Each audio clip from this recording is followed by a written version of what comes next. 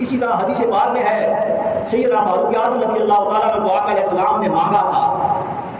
حضرت ابو سعید خدری رضی اللہ تعالیٰ عنہ روایت کرتے ہیں آقا علیہ السلام نے فرمایا, ترمذی شریف میں حدیث ہے, آقا علیہ السلام نے فرمایا ما من نبی الا له وزیران من اہل السماء و وزیران من اہل الارض فاما وزیرایا من اہل السماء جبرائیل و میکائیل. آقا علیہ السلام نے فرمایا کہ ہر نبی کے کوئی نبی ایسا نہیں ہے جس کے 2 وزیر زمین پر اور 2 وزیر آسمان پر نہ ہوں, 2 وزیر زمین پر اور 2 وزیر آسمان پر نہ ہوں. آقا علیہ السلام نے فرمایا اما وزیر من اہل السماء فجبریل و میکائیل, آسمان پر میرے 2 وزیر جبرائیل ہیں اور میکائیل ہیں. آگے آقا علیہ السلام نے فرمایا, یہاں یہ بات توجہ ذرا پہلے دیکھیں, وزیر جو ہوتے ہیں نا یہ ہمیشہ حاکم کے ہوتے ہیں, بادشاہ کے وزیر ہوتے ہیں. تو جس کو اللہ پاک حکومت دیتا ہے اس کو وزیر دیتا ہے. تو اللہ پاک جب بھی کسی نبی کو دنیا میں مبعوث فرماتا, دنیا میں بھیجتا, تو اس نبی کو اس کی امت پر وزیر دے کر حاکم بناتا. حاکم بناتا یعنی وہ نبی اپنی امت پر حاکم ہوتا اللہ کی طرف سے. تو جس کو اللہ وزیر عطا فرمائے اس کو اللہ پاک حکومت کی دیتا ہے. اور پھر اس حکومت کا سلسلہ صرف زمین پر نہیں رہتا بلکہ اس کی حکومت کی تصدیق کے لیے, تائید کے لیے آسمان پر بھی 2 وزیر مقرر کیے جاتے ہیں. تو آقا علیہ السلام نے فرمایا فاما وزیرایا من اہل السماء فجبریل و میکائیل, آسمان پر میرے 2 وزیر جبریل ہیں اور میکائیل ہیں. آگے ارشاد فرمایا واما وزیرایا من اہل الارض فابو بکر و عمر. آقا نے فرمایا کہ زمین پر میرے 2 وزیر ابو بکر اور عمر ہیں.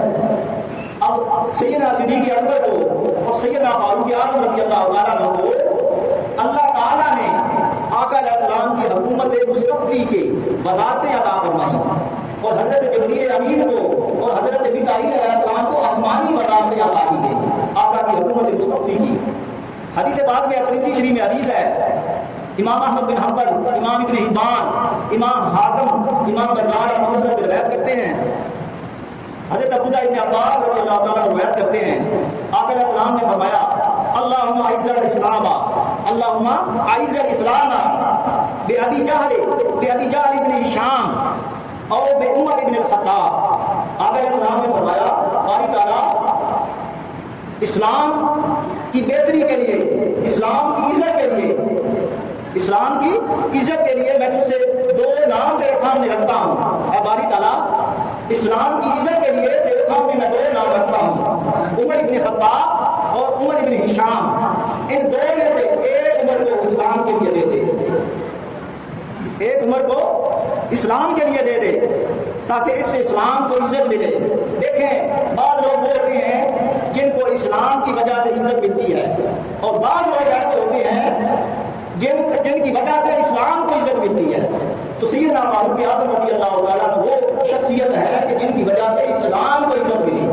اس طرح حدیث پاک میں ابن ماجہ میں حدیث ہے, امام حاکم نے مستدرک میں روایت کیا, امام طبرانی نے معجم الکبیر میں, امام احمد بن حنبل نے فضائل صحابہ میں, امام حسنی نے مجموع الزوائد میں, حضرت عبداللہ ابن عباس رضی اللہ تعالیٰ عنہ وہ روایت کرتے ہیں کہ جب سیدنا فاروق اعظم رضی اللہ تعالیٰ عنہ ایمان لائے, قبول اسلام کیا, اسلام کے اندر جب داخل ہوئے تو مشرکین کہتے تھے, مشرکین مکہ وہ کہتے تھے کہ آج کے بعد ہمارا جو قبیلہ ہے, ہماری جو قوم ہے تو وہ 2 حصوں میں بٹ گئی, ہماری قوم 2 حصوں میں بٹ گئی, آدھا حصہ اسلام میں چلا گیا اور آدھا حصہ بچ گیا.